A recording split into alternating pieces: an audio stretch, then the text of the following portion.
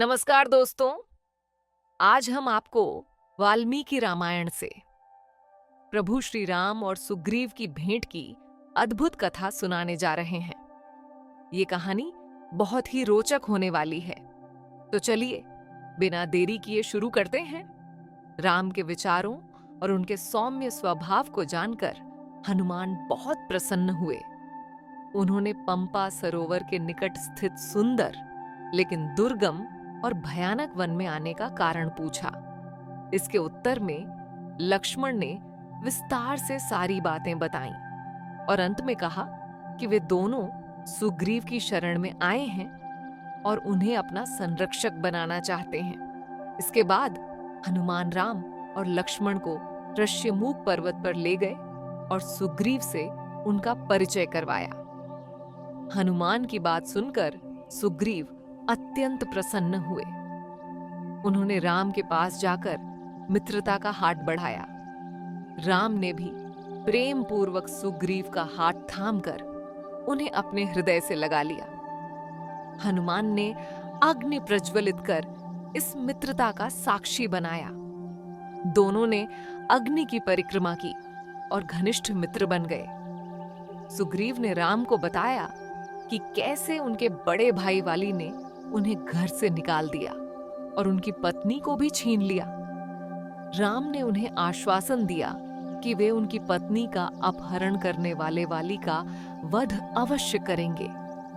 इसके बाद सुग्रीव ने राम को सीता द्वारा फेंके गए आभूषण दिखाए।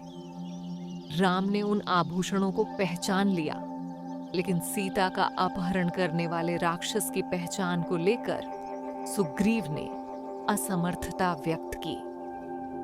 जब यह स्पष्ट हुआ कि सीता का अपहरण रावण ने किया है, सुग्रीव ने रावण के वध के लिए राम को आश्वस्त किया। इसके बाद राम ने सुग्रीव से उनके और वाली के बीच शत्रुता का कारण पूछा। सुग्रीव ने बताया कि उनके बड़े भाई वाली, जो शत्रुओं का संहार करने में अत्यंत बलशाली थे, पिता की मृत्यु के बाद मंत्रियों द्वारा राजा बना दिए गए। उन दिनों मायावी नामक एक तेजस्वी राक्षस, जो मय दानव का पुत्र और दुंदुभि का बड़ा भाई था, वाली से शत्रुता रखता था। एक रात मायावी ने किष्किंधा के द्वार पर आकर गर्जना की और वाली को ललकारा।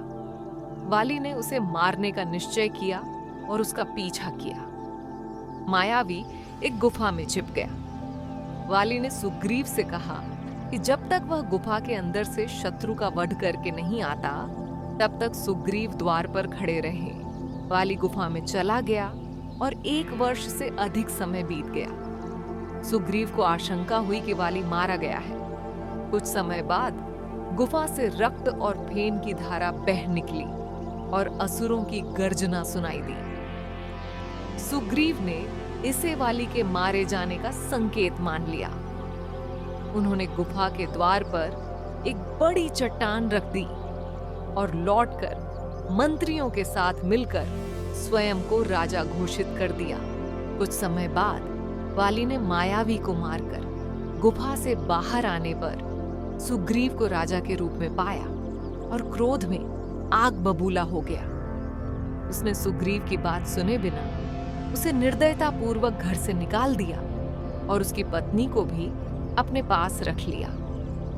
सुग्रीव ने बताया कि अब वह वाली के भय से ऋष्यमूक पर्वत पर शरण लिए हुए हैं, क्योंकि मतंग मुनि के शाप के कारण वाली इस पर्वत पर आ नहीं सकता।